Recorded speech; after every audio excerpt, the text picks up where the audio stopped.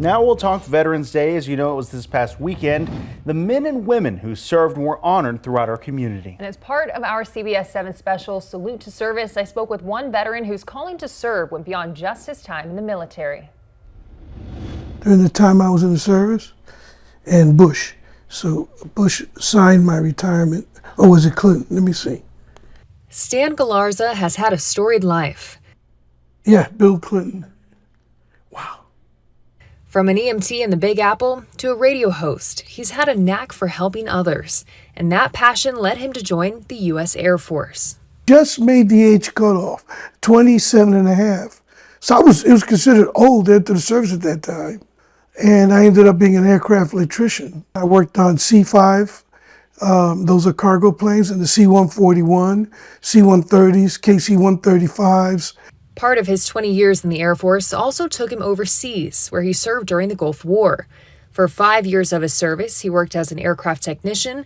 The other 15, he served as an aerospace medical technician. I got a chance to work in hyperbaric chambers, doing chamber dives to do skin grafts on burnt soldiers. Galarza performed many different tasks, including physicals, search and rescue.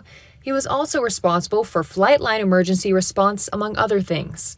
A native of New York City, Galarza says during his 2 decades in the Air Force, he was proud to serve his country alongside other courageous men and women. I enjoyed the people I met, the people I worked with, dedicated people. And I worked with people that knew what a team concept was. That's what military people do. They work together as teams. Galarza retired from the Air Force in the year 2000 as a staff sergeant. He then became a radio host in Mississippi, where he worked heavily with the Hispanic community and helped form the Gulf Coast Latin American Association.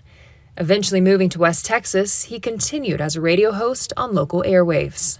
I told them, well, I'm not really a DJ or play music, and I was more interested in a talk show. And they said, that's fine. And so it grew. Fast forward to today. Galarza has retired from radio and has found a new calling, driving cancer patients to their appointments for West Texas Gifts of Hope. I enjoy that very much. The interactions I have with the patients is the best part of it. We have a lot of conversations. We take the worries out of the treatment during the time they're in my car. We laugh, we cry, we pray. Brenda Medlock, the executive director of West Texas Gives of Hope, says Galarza's role in the organization has been a blessing.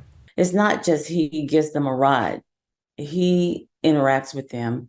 He actually thinks about them. He calls them on his own time. I mean, how many people will do that just to say, okay, yes, I transport you to and from your treatment, but I have developed a relationship. I know about your family. I know about how your treatments are going. That's Stan. I mean, he goes above and beyond. And no matter where he is or what he's doing, his mission to serve others has never wavered. He says he takes pride in his community and in his country.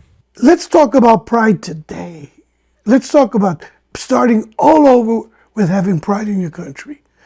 For CBS7 Salute to Service, I'm Hannah Burbank.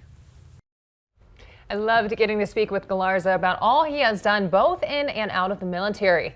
He also says that he is grateful for his community here and that West Texas is a nice place to be a veteran.